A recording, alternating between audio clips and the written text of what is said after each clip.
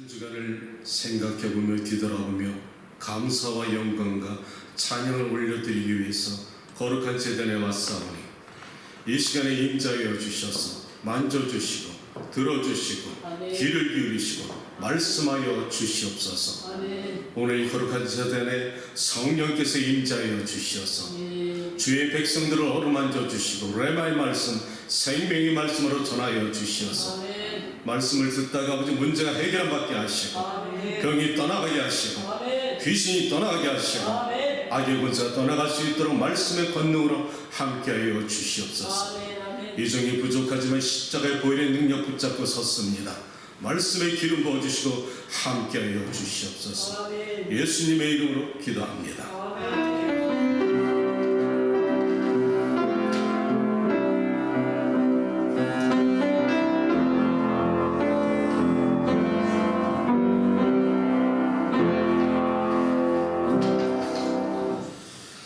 강도 말씀 주보를 갖다 참고해 주시고요.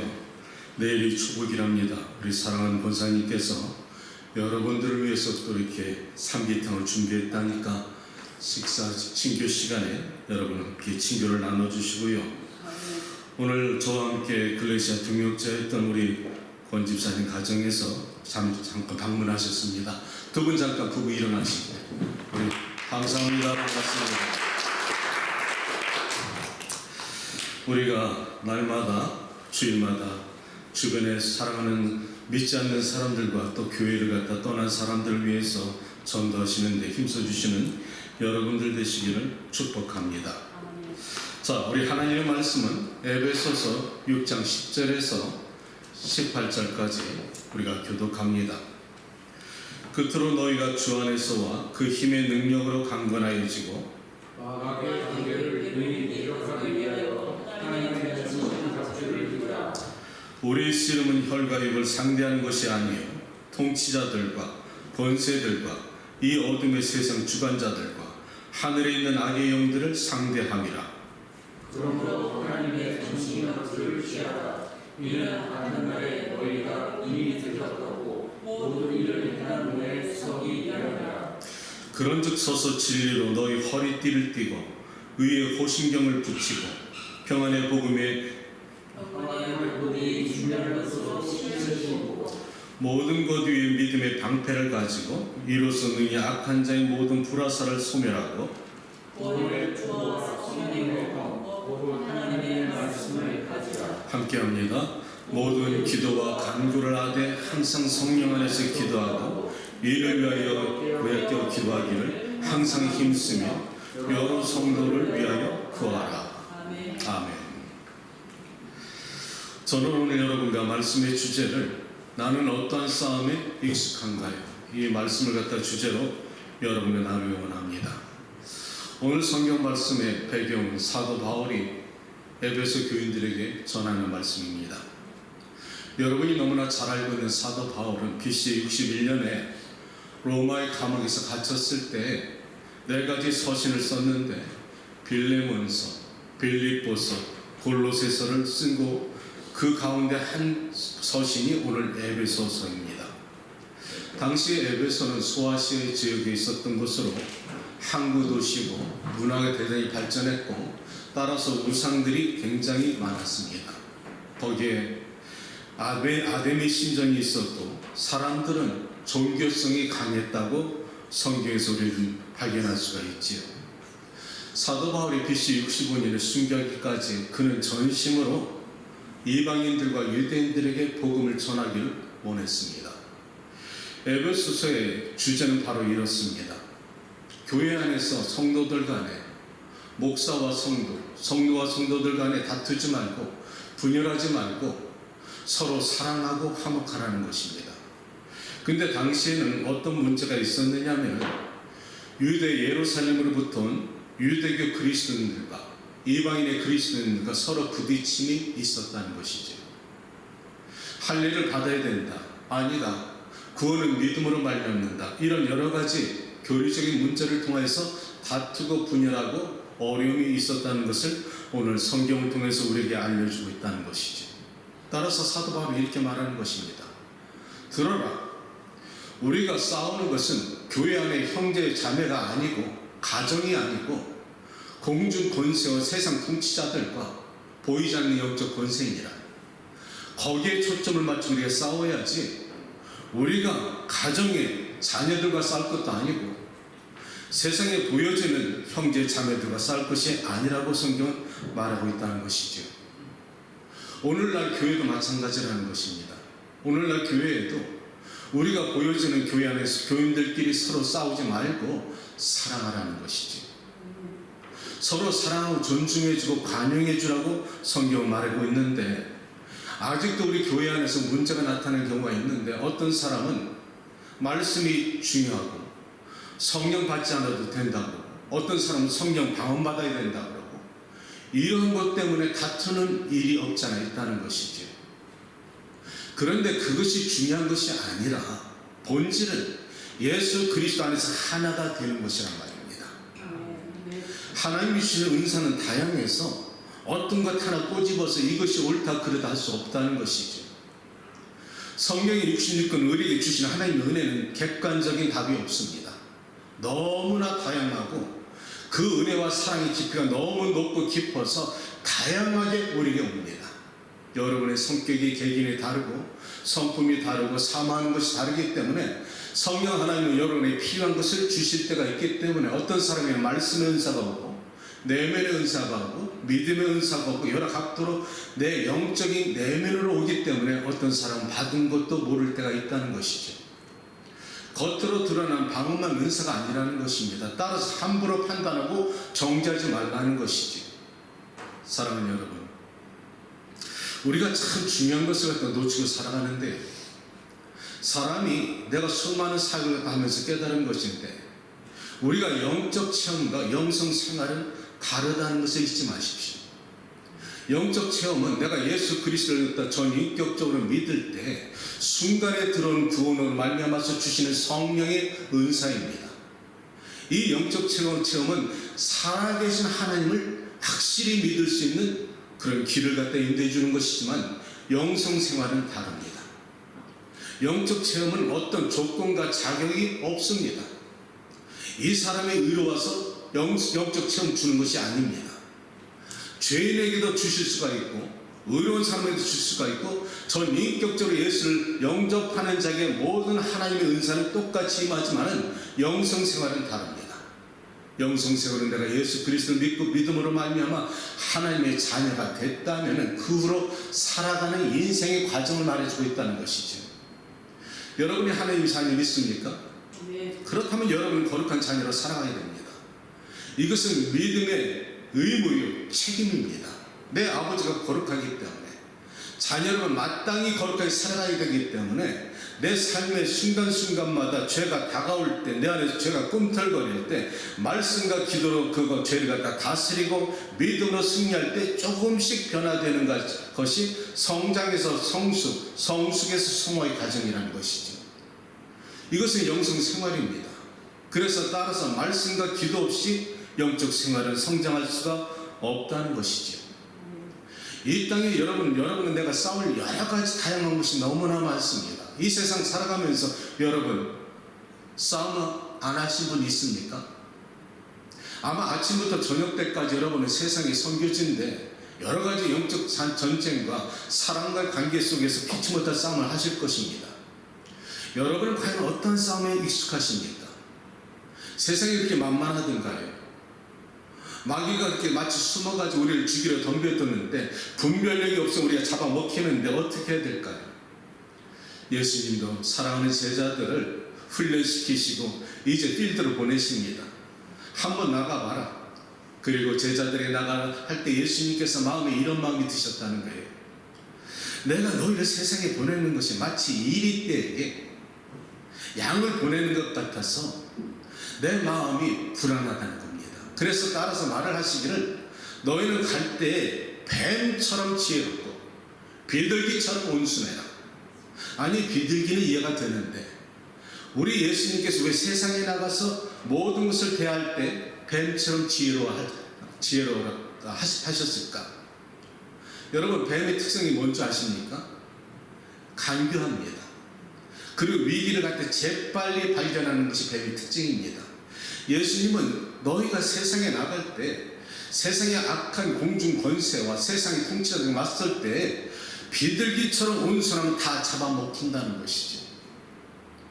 따라서 상대를 볼 때 나를 갖다 악하게 먹으려 하고 나를 죽이려는 자들에게는 뱀처럼 지혜롭게 때로는 독하고 강하게 맞대응하라는 것입니다. 양면성을 말하고 있다는 것이죠. 그래서 우리 기독교인들은 양면성을 가지고 세상에 살아나가야 되고, 나를 해하고 마귀가 나를 공격할 때는 그 마귀를 강하고 대적하고 그것을 무찌를 만한 영성이 준비되어 있어야 된다는 것이죠. 믿습니까? 그래서 분별력을 지키라는 것입니다. 오늘 성경은 이렇게 말하는 것이죠. 너희가 세상에 싸울 때는 분별력 있게 싸워라. 저는 오늘 여러분과 두 가지 싸움에 대해서 말씀드릴 텐데 한번 잘 들어보시고 이 말씀을 여러분의 가정과 삶의 현장에 적용하시길 축복합니다. 첫 번째, 반드시 이겨야 될 싸움이 있지요. 그렇죠? 반드시 이겨야 될 싸움이 있는 것은 월드컵 4강전에 이것은 전 국민과 선수들이 한마음이 되어서 우리가 그때 여러분 응원을 기억하십니까? 그런 것은 반드시 이겨야 됩니다. 특별히 또 한일전, 이 축구나 야구나 할 것 없이 한일전 들어가면 무조건 이겨야 돼. 또 권투 선수가 링에 올라가서 상대방과 싸울 때 이것은 반드시 이겨야 됩니다. 이겨야 될 싸움이 있다는 것이죠. 이런 싸움은 우리의 훈련과 노력과 열정과 과정이 필요하다는 것입니다. 어느 무명 가수가 오디션을 통해서 어떤 대회를 통해서 갑자기 그가 스타가 됐습니다. 불과 몇 달 사이에 무명에서 프로가 됐고 유명 가수가 됐는데 그 실력은 달라진 게 사실 없습니다. 때가 있었다는 것이죠. 그 실력을 갖다 나타내고 세상에 보여줄 때가 있었다는 것입니다. 그러나 우연이 아니라는 것이죠. 그 무명 가수가 실력이 있기까지 그 비하인드 스토리에는 여러 가지 눈물이 많은 그런 아픔과 서러움과 가난과 그런 고통 속에서도 무던한 노력과 훈련과 열정적인 비전을 갖다 품고 포기하지 않았다는 그들의 비하인드 스토리가 있다면 영적 권세도 마찬가지라는 것이죠. 우리가 싸워서 이겨야 될 싸움이라면 영적 권세도 마찬가지라는 것입니다. 특별히 그리스도인들이 영적으로 이기기 위해서는 영성과 영력과 영권이 있어야 됩니다. 디바인 파워라고 하죠. 하나님께 반응하는 능력이 있어야 된다는 것입니다. 하나님이 내게 주신 어토리티가 무언가요? 하나님의 자녀 아닙니까? 여러분, 청와대에 들어갈 때 입구에 여러 가지 경비원들이 서 있죠. 그 앞에 들어갈 때 여러분들이 들어간다면 여러분 사람들이 여러분 보내줍니까? 안 보내주죠.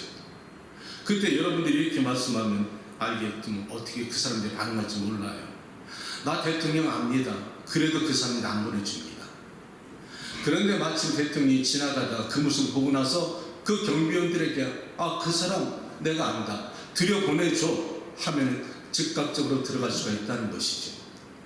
내가 아는 것이 아니라 하나님이 나를 알아줘야 된다는 겁니다. 네. 내가 하나님을 아는 것이 아니라 하나님이 저 사람, 저 아무개 집사 내 사랑하는 아들이야. 아멘. 저 사랑하는 딸 내 딸이야. 아멘. 들여보내줘. anytime 그가 원할 때 들여보내줘. 이것이 하나님이 우리를 갖다 택하신 것이란 말이죠. 아멘. 사랑하는 여러분, 그런데 우리가 성령 안에서 무시로 믿음으로 예수님과 하나의 관계가 되면 이것이 이루어질 수가 있는데, 우리가 이겨야 될 싸움 꼭 이겨야 되는데 여러분은 혹시 이겨서 지는 싸움 하고 있지는 않습니까? 여러분의 가정이 꼭 이겨야 될 대상입니까? 여러분의 자녀와 여러분의 아내와 여러분의 남편이 내가 꼭 이겨야 됩니까? 그것이 여러분의 싸움이라면 여러분이 이미 그 싸움의 진싸움을 지금 하고 있다는 것이죠. 두 번째 여러분에게 나누고 싶은 말씀이 바로 이것입니다. 이겨서 지는 싸움이 있더라는 것이죠. 인생에는 이겨서 지는 싸움이 있어요. 이겼는데 여러분 그런 적 없어요? 찝찝해.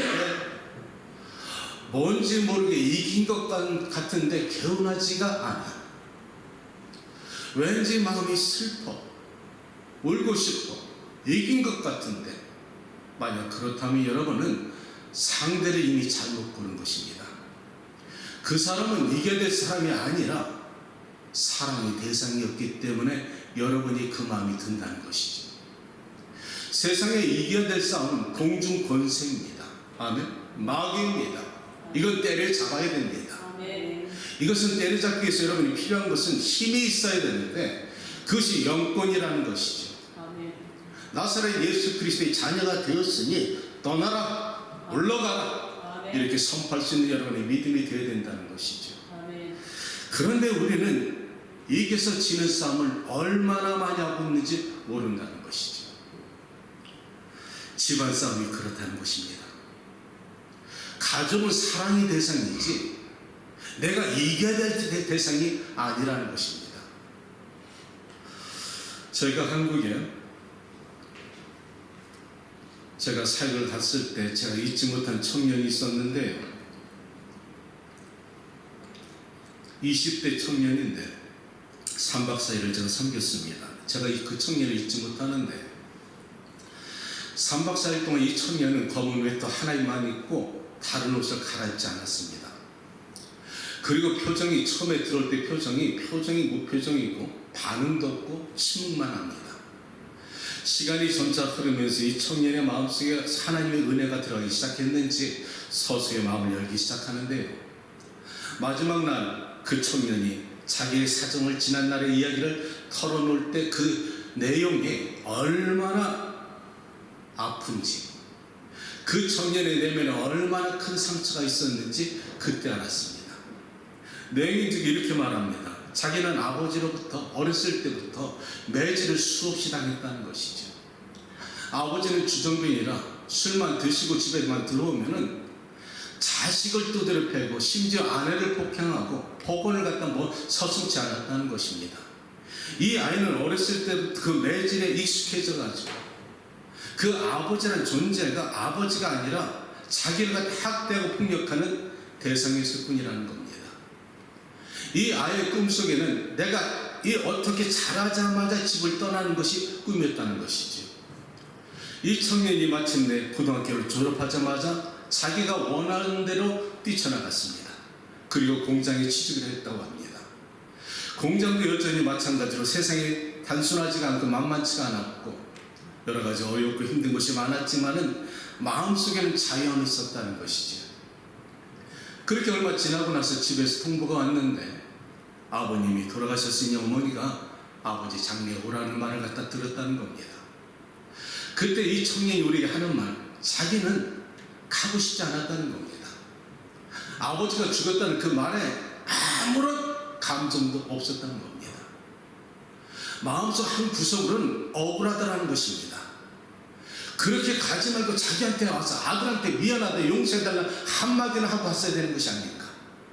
그리고 마침내 안 갔다 그러지요.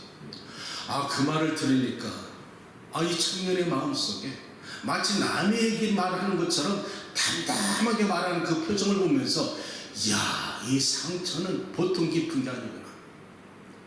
하나님한테 기도했습니다. 하나님, 이 청년이 그대로 돌아가면 이 청년의 인생에는 이 상처가 쓴뿌리가 되고 뽑아내지 않으면 자손 대대로 흘러갈 수 있는 저주가 될 수가 있겠는데 이 청년을 어떻게 해야지 그 마음속에 쓴뿌리를 뽑아낼 수가 있을까요? 기도하다가 나도 모르게 이렇게 청년에게 말했습니다. 형제님의 아버님은 세상을 떠났기 때문에 형제의 마음속에 그 상처와 아픔을 들었다면 그 뒤늦게라도 깨닫고 와서 무릎을 꿇고 아들아 미안하다 용서해달라고 하겠지만은 이미 돌아가셨다니까 어떻게 하겠는가. 그런데 형제요, 나도 한 자식의 아버지로서 내가 형제의 말을 듣다 보니까 참 미안하다. 나도 한 자식의 아버지로서 내가 형제에게 잘못을 아버지 대신 빌면 안 돼? 그러면서 무릎을 꿇었습니다. 그런데 나도 모르게 큰 눈물이 흘러내리는데 내가 마치 그 아이의 아버지처럼 아들아 용서해줘.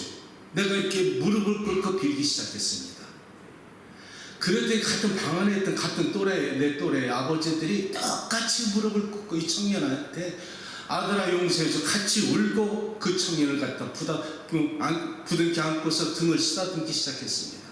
그랬더니 순간에 그 담담하던 청년이 순간에 무너지더니 대걸레가닥 뒹구는 겁니다. 왜 아빠는 나를 그렇게 미워했어? 아주 대굴대굴 뒹굴면서 속에서 터져나오는 말을 갖다 막 뽀뽀대는데 나는 아빠를 용서할 수가 없어. 왜 나한테 용서 한마디 못하고 떠나갔어?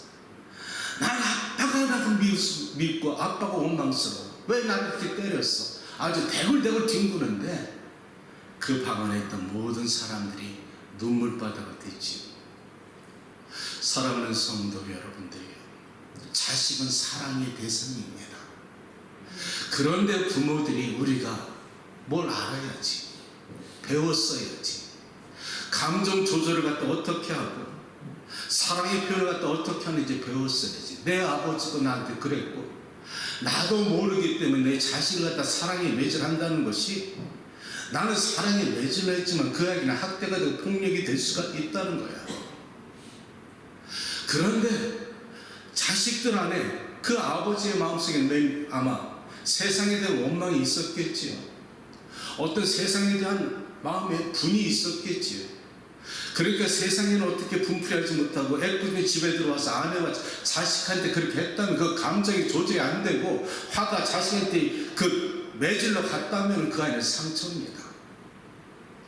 그것은 그 아버지가 살아있다면 반드시 자식에게 용서를 구해야 됩니다. 나는 이 수많은 사역을 바라보면서 아버지들이요, 자식에게 잘못했다면 빌어라. 못할 거 없지. 내 새끼 영혼 속에 병이 들어가서 아프다면 고쳐줘야지. 간단하더라고. 아들아, 아빠가 몰랐어. 내가 사랑의 그 표현을 할지 못하고, 나도 아버지도 내 아버지로 그 배운 게 없어서 표현을 잘못했구나. 내가 감정을 조절하지 못했구나. 아들아, 애비로서 용서를 구한다면 애가 무너져. 자식은 무너지게 되어 있습니다. 그런데 이것을 우리가 모르기 때문에 우리가 감정을 조절하지 못하고 잘못된 회로 화로 나타나고 있다는 것이죠. 가정을 갖다 지키기 위해서는 인생에 두 가지 위기가 찾아오는데, 특별히 남편들이요, 잘 들으시기 바랍니다. 가정을 갖다 지키기 위해서는 우리가 두 가지를 갖다가 위기에 닥쳐오는데, 첫 번째는 사춘기입니다. 인생에 두 가지 위기가 찾아오는데 갱년기와 사춘기입니다. 사춘기는 우리 자식들이 성장하는 과정입니다. 사랑하는 성도 여러분, 여러분도 사춘기 지났어요. 그런데 잊었던 것 뿐이지. 지금 내 자식의 사춘기만 바라보면서 걔에게 집중하고 있는데, 우리는 내 자식의 사춘기만 바라보고서 집중하면서 그 아이가 내 기대치만큼 내 열망과 욕망이 따르지 않으면 화가 난다는 것이죠. 그럴 아이가 아니랍니다. 지금 소년에서 사춘기는 과정이고 청년기를 지나가는 과정이라는 것이죠.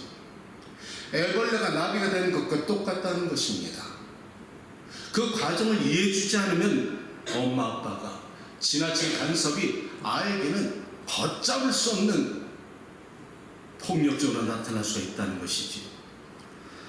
사춘기의 자식은 누구나 성장하는 과정일 뿐이라는 것을 여러분이 아셔야 됩니다. 사랑하는 여러분, 사춘기에는 세 가지 증상이 나타나는데 신체적인 증상이 나타나요. 여러분도 그러셨잖아요. 여러분도 중고등학교 지나면서 신체적인 성장기가 있었잖아요. 갑자기 성호르몬이 나타나면서 신체적인 발육이 나타나니까 아이들도 당황하기 시작하죠. 두 번째는 지능적인 발달이 가장 완성도가 사춘기랍니다. 그래서 자기만큼 아는 사람이 없는데, 그동안 어렸을 때는 엄마 아빠 말 잘 듣다가 이 사춘기가 되면 지능적인 발달이 완성되기 때문에 엄마 아빠보다 자기가 더 잘한다고 생각할 때 어머니 아버지의 말이 간섭으로 들릴 때가 바로 이때라는 것입니다. 세 번째는 감정의 기복이 심해질 때라는 것이죠. 이 아이는 성적 호르몬과 도파민의 수치가 갑자기 높아지면서 자기 스스로도 조절할 수 없고 어찌할 수 없이 때로는 자기가 어떻게 할 수 없는, 걷잡을 수 없는 위치까지 갈 수 있을 때가 이 사춘기라는 것입니다. 때로는 이것을 잘 다스리지 못하면 폭력적이 되고 부모에게도 적대감을 품을 때가 바로 이 사춘기라는 것이죠. 자, 그렇다면 부모로서 이 문제를 어떻게 해야 될까? 아버지로서, 어머니로서 이 자식을 갖다 이렇게 될 때 우리가 어떻게 해야 될까? 이것을 잘 알아야 된다는 것입니다. 저도 사실 이 과정을 잘 몰라서 자식에게 혹시 심하게 한 적 없는가 다시 한번 뒤돌아봤는데 잘 들어보시기 바랍니다. 두 가지입니다. 이 아이는 내 자신은 이전의 어린아이가 아니라는 것이지. 이전에 성장하는 과정이 청년기로 들어간 아이이기 때문에 두 번째, 더 이상 권위로 매질러 다스리지 않는다는 것이죠. 이제 그 아이는 하나의 인격체로, 고유의 인격체로 인정해주고 존중해주는 청년기로 들어갔다는 것입니다. 이것을 부모들이 알 때 아이를 갖다 대하는 자세가 틀려지는데요. 이것을 알기 위해서는 특별히 세 가지를 기억하라는 것입니다. STD, Stop, Think, Do It. 첫 번째, 아버지 엄마가 자식한테 화를 낼 때 첫 번째, Stop, 멈추라는 것입니다. 한 1분이나 5분 정도 멈추고 나서 한번 생각해 보라는 것이 Think. Think를 생각한다는 것은 이성과 감정 조절 사이에 있다는 것이죠. 생각할 때 이성적으로 캄다운하고 이 아이가 왜 이러지? 나는 왜 이 아이가 화를 내고 있지? 자기가 한번 생각을 해보라는 것이죠.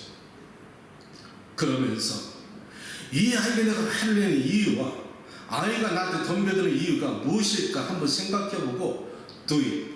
거기에 따라서 진솔하게 자녀에게 왜 아빠 엄마가 화를 냈는지, 너를 갖다 이해하지 못하는 문제가 무엇인지, 너는 왜 엄마 아빠한테 화를 냈는지 진솔하게 대화에 나서라는 것이죠.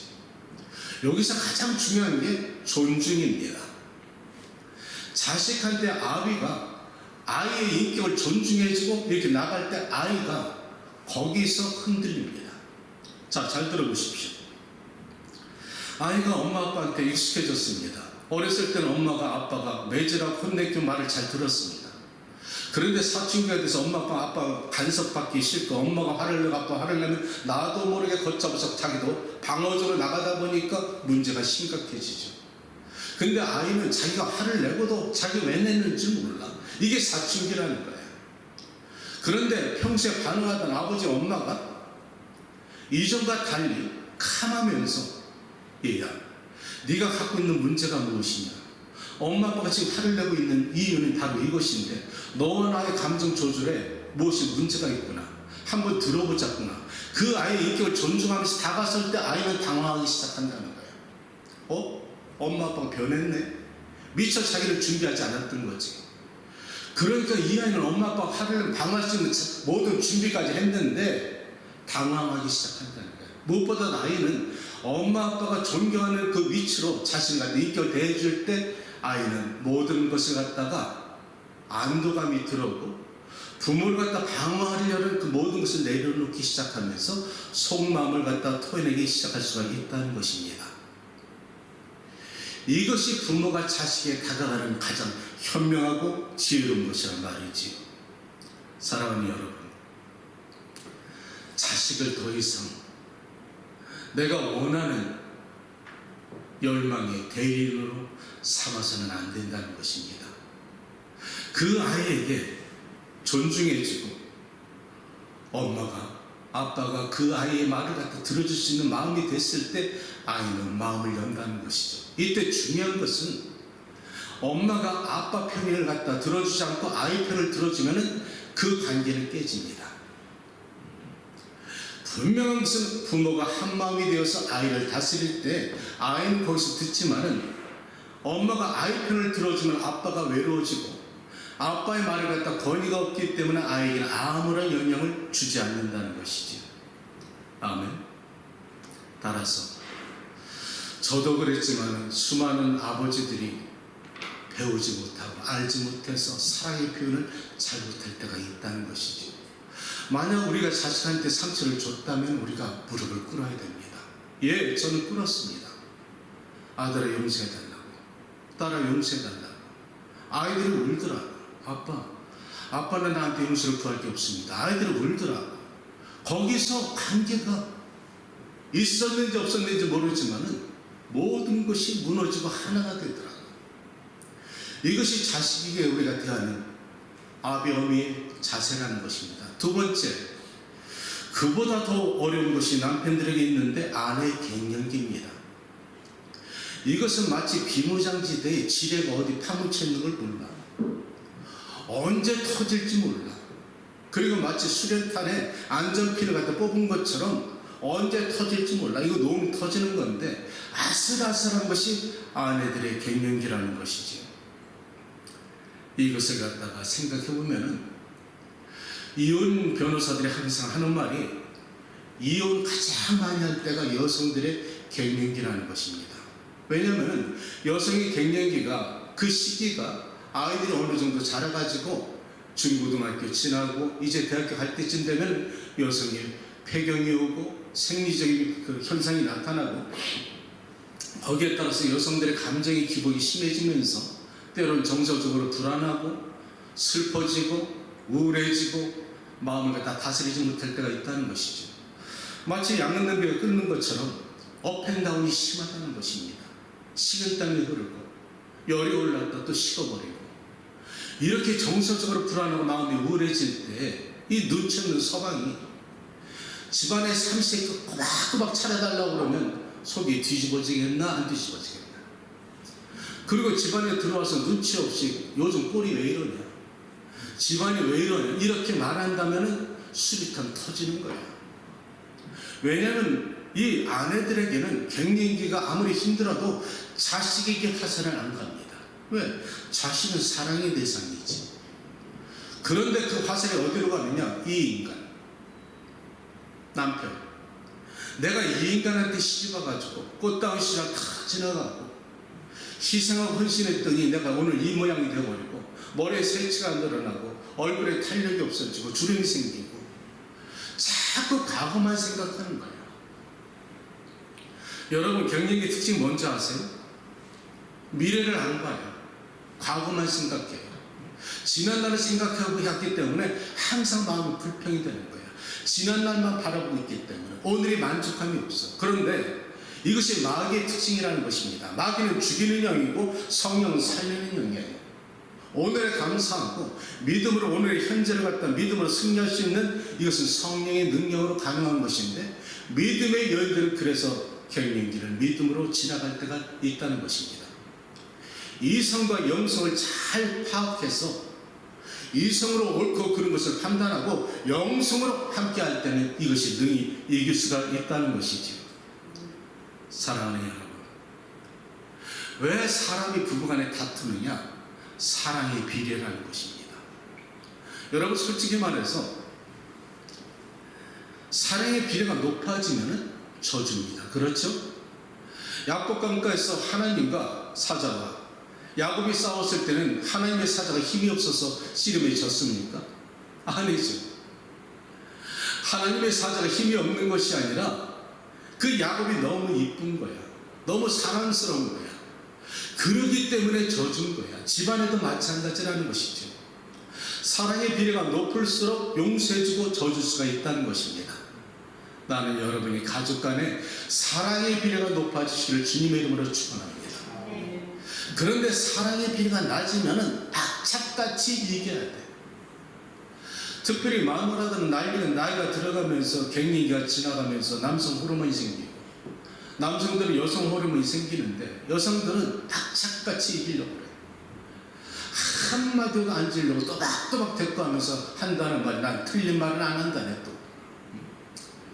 이렇게 말할 때 사실은 그 안에 사랑의 비례가 얕아진다는 것이지.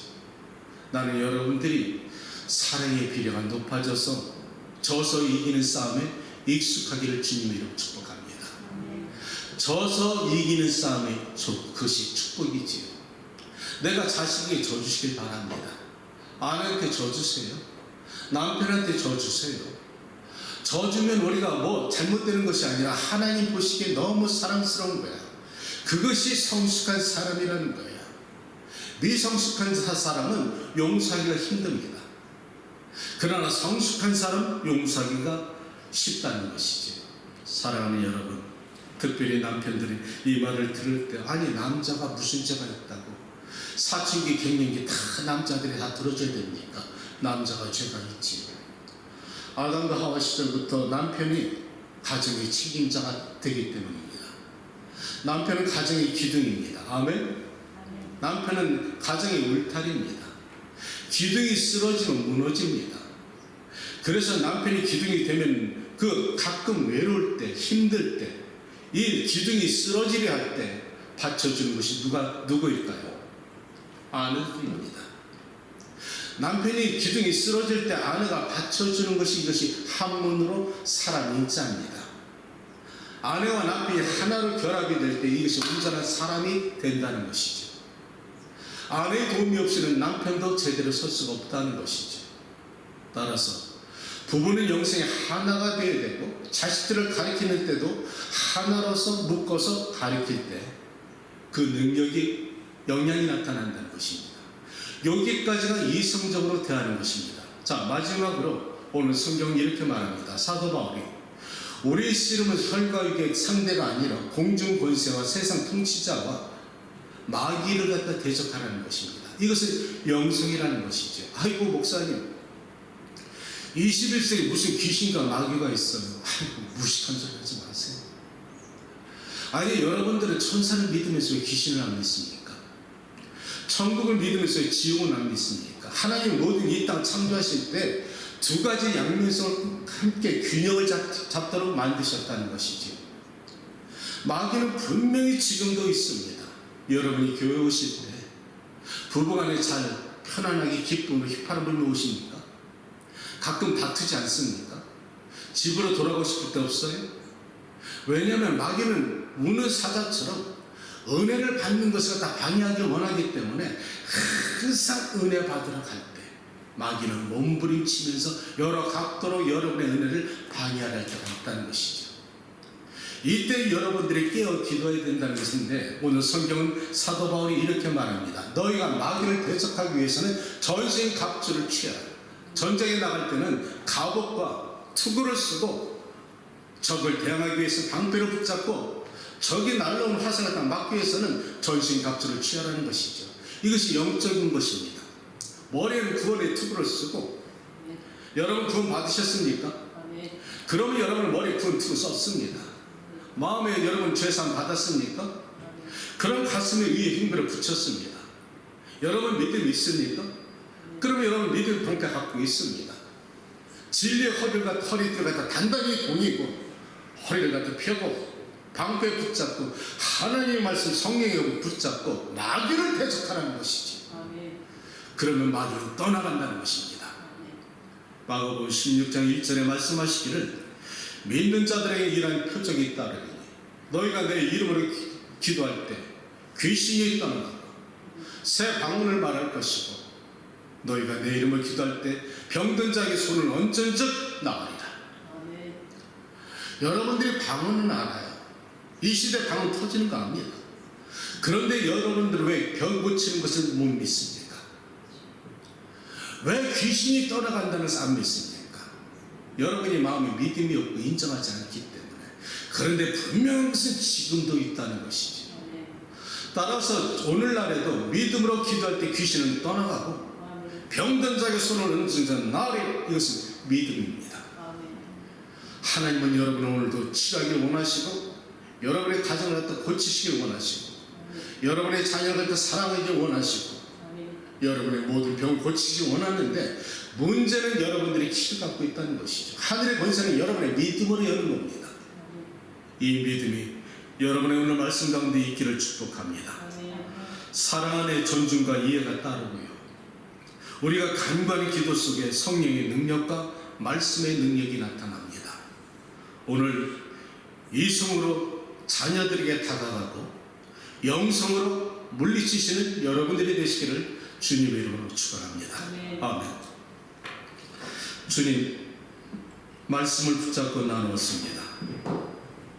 우리가 보이지 않는 마귀가 눈에 보이지 않는다고 무시하고 눈에 보이는 현실만 바라보고 우리가 속는다면 우리는 이 전쟁에서 반드시 집니다. 내 자녀와 나의 가정의 문제와 보이지 않는 여러 가지 현실 속에서 숨어있는 마귀를 갖다가 깨닫게 하시고 분별력으로 다스리게 하시고 나사렛 예수 이름으로 기도와 말씀으로 무장하여서 성령의 검으로 물리칠 수 있는 성도들이 될 수 있도록 축복하여 주시옵소서. 사도 시절에 있었던 놀라우신 말씀의 은사가 성령의 권능이 오늘 기도하는 가운데 찬양하는 가운데 임자여 주셔서 마음에 소원하는 기도 응답받게 하시고 오늘 하나님의 놀라신 성령 터치가 저들의 영광에 함께 하시기를 주 예수 그리스도의 이름으로 기도합니다. 아멘. 아멘. 우리 함께 찬양하겠습니다.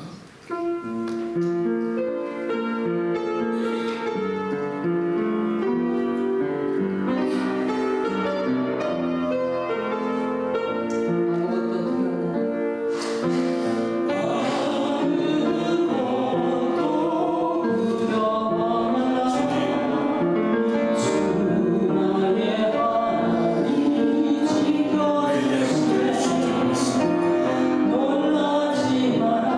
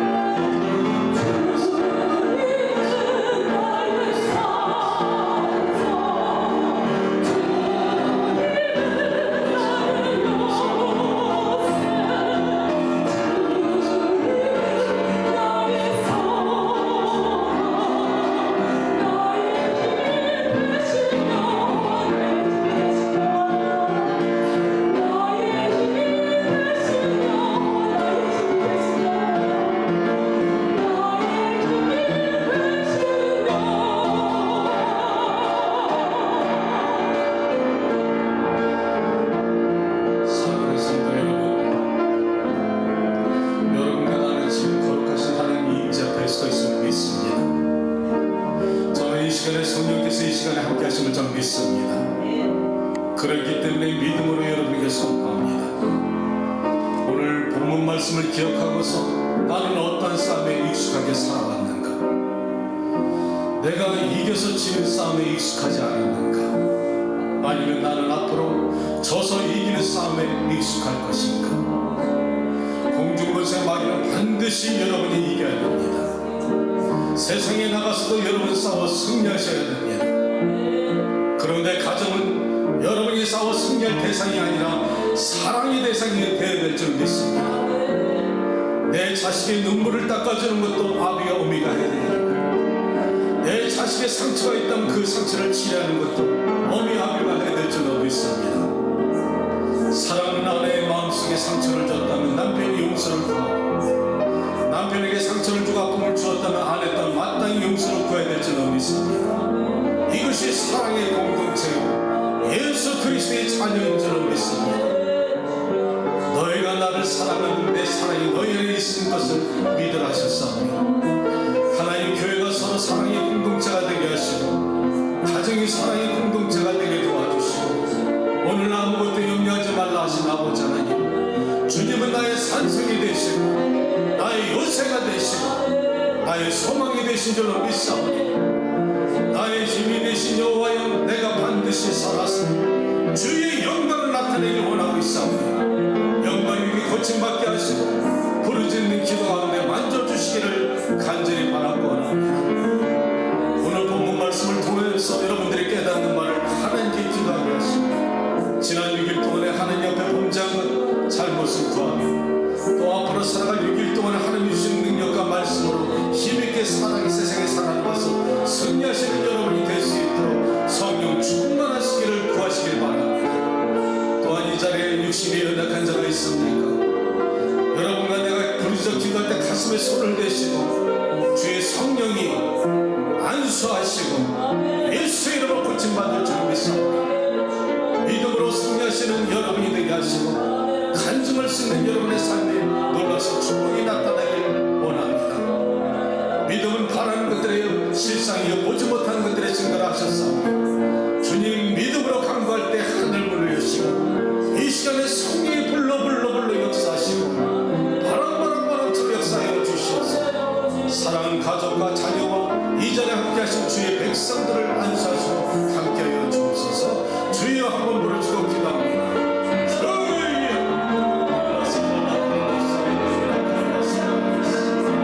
하늘의 문을 열어주시옵소서. 하나님 이 종이 아버지 거룩한 제단에서